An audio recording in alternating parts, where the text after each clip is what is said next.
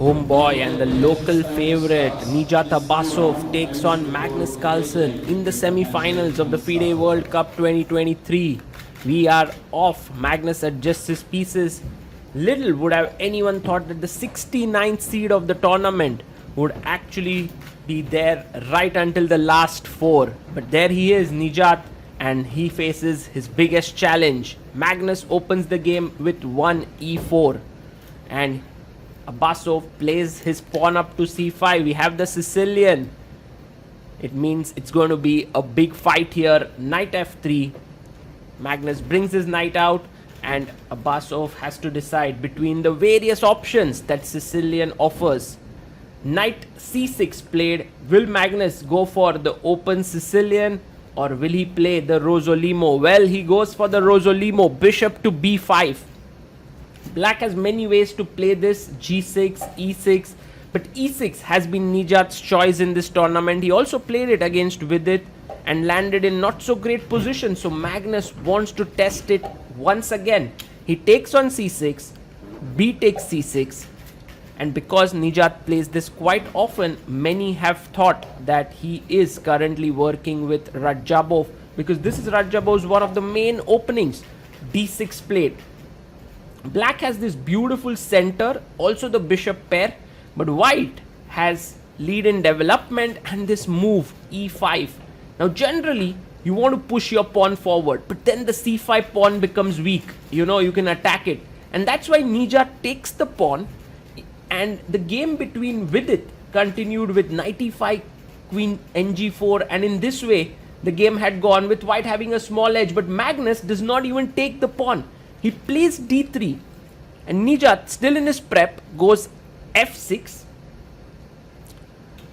and Magnus brings the other knight to d2. So this is some high level prep here. You can see Nijat now trying to think over the board, but he plays his move so quickly. Knight at 6.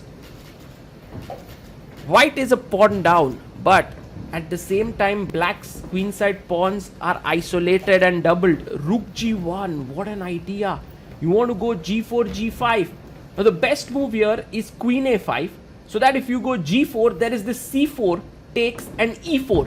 Somehow you have to play very actively, but Nijat's move bishop a6 is just not at all good, because you're putting a bishop on the square where there is no real counterplay. Maybe he's misassessed something, because now Magnus goes g4 and his threat is g5, and if he gets that successfully, the rook would be really active on g1. Knight goes back to f7, trying to stop g5. At least if g5, you can play f5.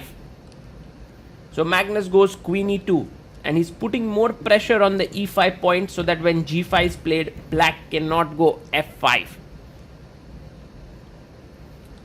And Abasov just develops his bishop to e7. Well, Magnus's opening play has been highly successful, especially because Black hasn't got that quick counterplay which is needed with the c4 break, and you just sacrifice that pawn, try to activate your position. That hasn't happened. Bishop b2, and now Nijat plays his queen to a5, pinning the knight here. But this time, maybe it's a bit too late. Magnus can just push his pawn to g5 now, but instead he likes this move c4. Firstly, he sort of fixes these pawns, and secondly, he's preparing long castling. Because once you long castle here, Black cannot take on a2 because the king comes up and the rook moves to a1. g5 played by Nijat, so he stopped Magnus's g5. He nips it in the bud, and now Magnus, what does he do? He goes h4. He's trying to create play on the king's side, keeping it open, and maybe at the right time, he might get in the g5 move. Abasov plays his pawn to h6, trying to hold on to things together. And now, Magnus plays his rook to h1. Interesting, because when he takes here, he wants to look at the black rook. Ooh, Black long castles.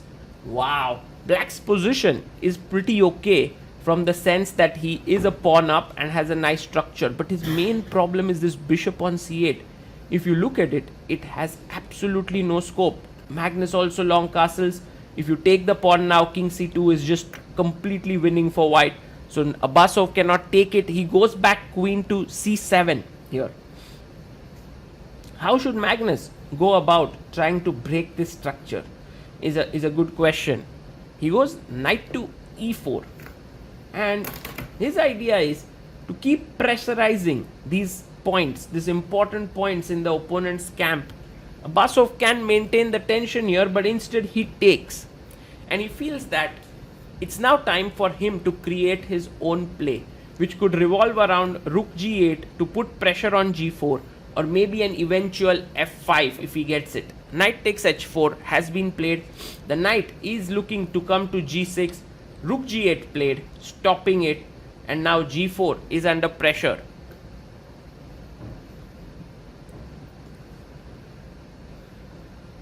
Magnus plays f4. Wow, he's trying to open up the position, because after takes he has knight takes f6 along with the bishop looking in here. But you know, amongst all of this, what is happening is, with the position opening up, the bishop pair starts to get more and more risky. So is the world's #1 player losing control here? Knight takes f6 played. He's attacked the rook. He's also attacked the e6 pawn here to give a check.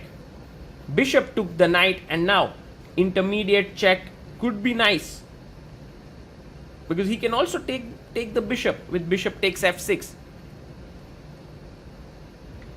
Magnus takes it. One thing which you have to appreciate Nijat is his time management. Even though he's put under so much pressure, he's maintained quite a decent time on the clock, 33 minutes, and they still have to make 18 moves before they reach 40, move 40.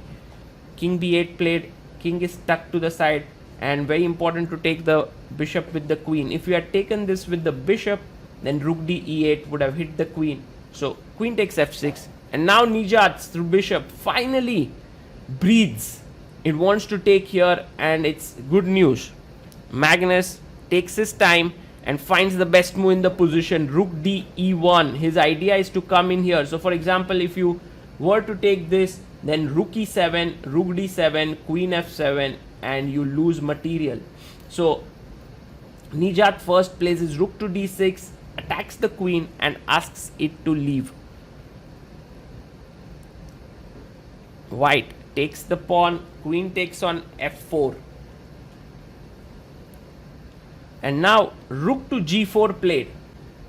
Wow, this is getting so exciting. Both sides have only 4 pawns now left, but look at the black pieces, the activity which they have. Queen e3 played by Magnus.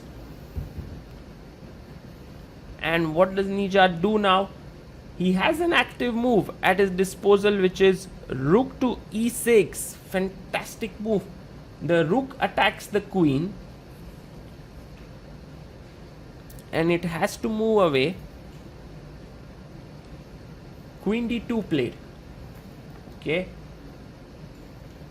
Structurally still white is better, but black's piece activity is just something very, very special. And now Nijat brings his knight into the game. His threats could involve rook takes h4, rook takes h4, knight takes d3 check, and then picking up this rook on e1. So Magnus quickly brings his king up to c2, and Nijat also brings his king away from this, perhaps a diagonal which he does not like. King on b7 feels safe for him, and Magnus now finds a good move. He plays rook e3, stopping rook g3 business, and maybe at some point he wants to move his knight here. Maybe he wants to double. Queen e7 played. Very interesting choice by Nijat, because he's attacking the knight. However, he's allowing the knight to come to f5 with a tempo. And he plays knight f5. So what is his idea? Because if he's not careful, this can become a dangerous threat here. Also, the rook can come in. The knight is well placed. Queen g5 played. Very interesting. And if Magnus were to take here on e5, You can't take on f5 because rook he1 and white is doing really well. You can try it, but this is better. Bishop e5 played. The best move now is rook to g2.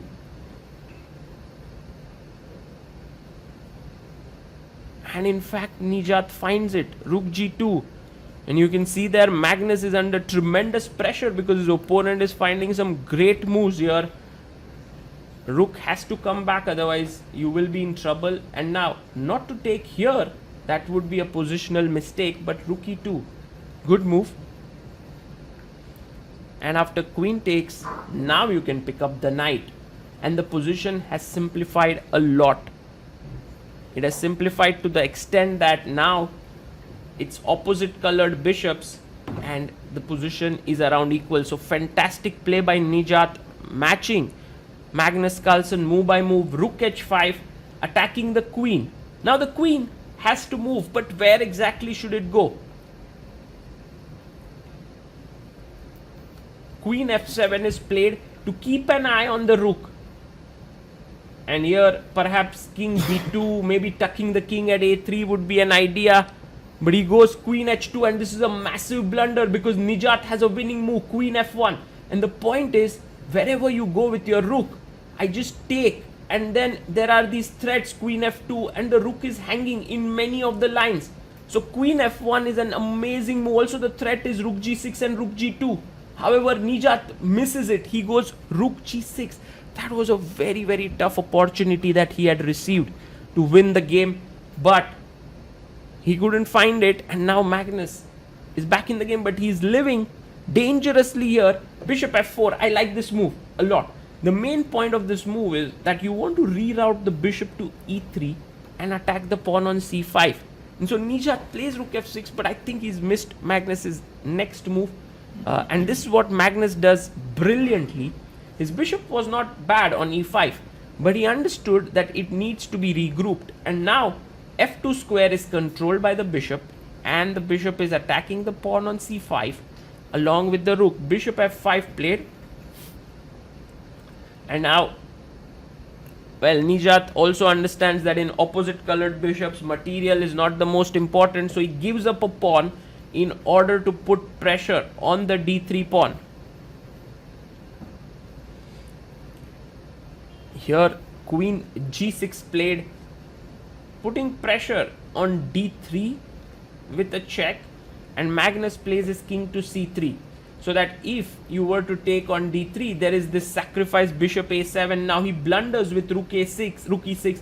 Bishop a7 is a classy move because if king a7, queen c7, king 8, there is queen a5, and if you play take, check, king a6, there's c5 threatening a mate. But Magnus does not spot it. He plays rook h4, which is not a good move. Nijat back in the game, bishop g4. We are on move number 39 now. Magnus has to make his final move before time control. And he takes the pawn, and at the right time he's done it. But here black has a defense. Check, bishop back, and queen g5, and it's an equal position. Queen g7 check is important here. Will Nijat find it?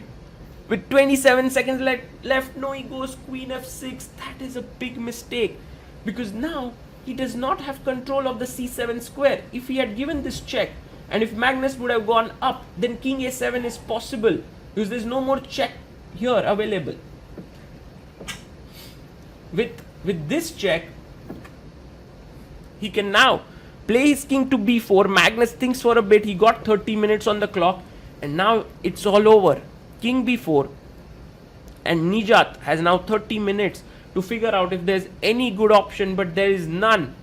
He made a mistake on the 40th move, and that will cost him in a big way. Rook has come to e5. His point is, if you play bishop d4, there is queen e7 check. So he goes d4, attacking the rook, and also this bishop is hanging. If you try to save it this way, queen b8 check is game over. So that's the reason why he goes queen e7. But now Magnus can just push his pawn or even get his bishop here. But I think pushing the pawn makes a lot of sense because the rook cannot move anymore. There is a mate here. Nijat resigns. Magnus wins it What a game that was. In the end, there was so much pressure on both the players making errors. Let's listen to their post game analysis and try to see what they have to say.